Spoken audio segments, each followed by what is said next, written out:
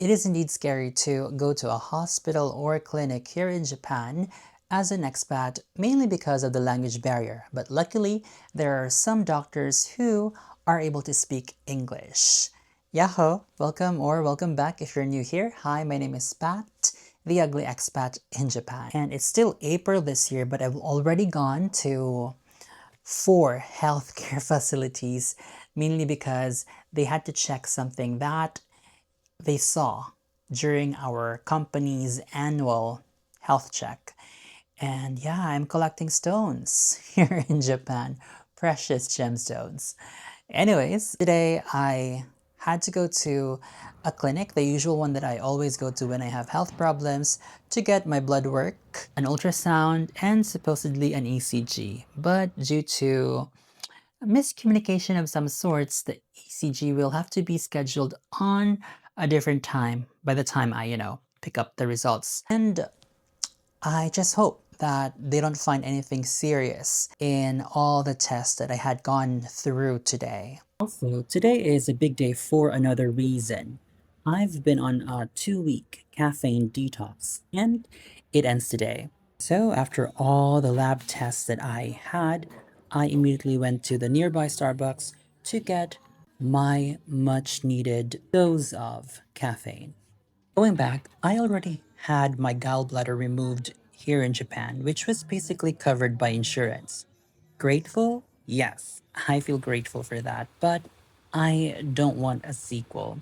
I have removed 1 pouch of gemstones already, and I'm not trying to collect another one. Health insurance here is expensive, so part of me thinks maybe I should use it, get my money's worth. But the right mindset is probably pay for it and never need it. And honestly, dealing with health issues while living abroad is different. You have to take care of yourself completely. And sometimes when you feel something in your body, some people will just shrug it off and say, probably it's just all in your head. But the anxiety is real, especially when you start overthinking. What if it's something serious? And yeah, even the thought of what if something happens to me here while I'm far away from my family? It makes you think about things like having a repatriation plan. Of course, it's not the happiest of topics, but a practical one. So if you are an OFW or if you're someone living far from your family, if you're living abroad, working abroad, I think it's a good idea to pay insurance that offers repatriation plans in case something bad happens because we just couldn't tell. We work so hard to afford healthcare, but the real goal is to not need it at all. So today I'm just hoping for normal results, but I was already diagnosed with something mild that's happening within my internal organs, so it's no longer normal. I just hope that it's not severe and it's treatable. Luckily today I was presented with a different result. They had to rule out any HEPA problems with my liver, and all of the results turned out negative. Like they didn't see anything that was alarming. That was a good thing, and it was a big cause to break my 2-week caffeine detox. So I went to Starbucks. I was supposed to try out the limited edition coffee jelly that they were offering, but unfortunately, I think they already have stopped serving that one. I just don't know. Maybe tomorrow I'll try a different branch just to check if it's still available.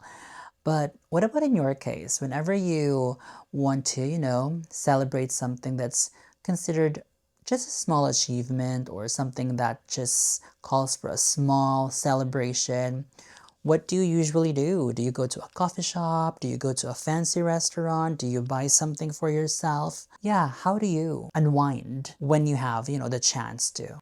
So yeah, from a 2-week caffeine detox straight to sugar and coffee.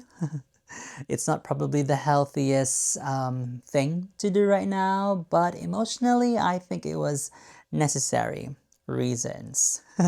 And I noticed that People are starting to wear lighter clothes recently in Kyoto here in Japan. So if ever you are planning to come over to Japan, have a short trip sometime in maybe the last week of April, which is next week, or this week, yeah, or May, I highly suggest you come with light clothes, summer clothes.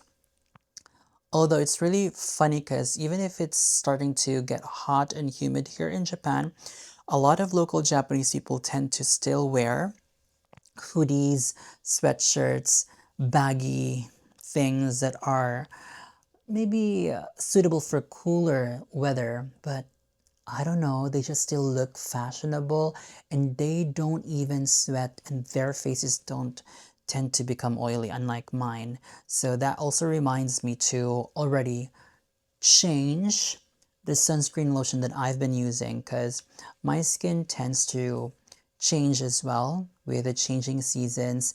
And in next week's vlog, I'd like to recommend and introduce the different kinds of sunscreen lotions that I have been using here in Japan for someone who has oily, acne prone, slash combination skin. So if you are interested to know what skincare products may work for you if we have the same skin type, I'll see you in that video next week. Mata ne!